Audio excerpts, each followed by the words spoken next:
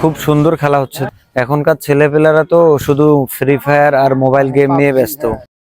খেলাধুলা কিন্তু খুব ভালো জিনিস। ফুটবল খেলা শরীর এবং মন দুটোকেই সুস্থ রাখে।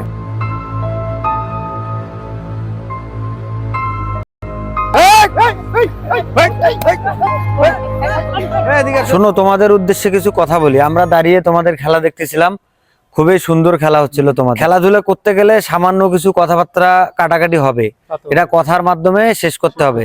তোমরা তো খেলাধুলা করো শরীর ও মন সুস্থ রাখার জন্য। এই খেলাধুলা যদি মারামারিতে রূপ নেয় তাহলে কিন্তু খেলাধুলার উদ্দেশ্য নষ্ট হয়ে যায়। তোমরা সবাই একই এলাকার এবং একই পাড়ার সন্তান।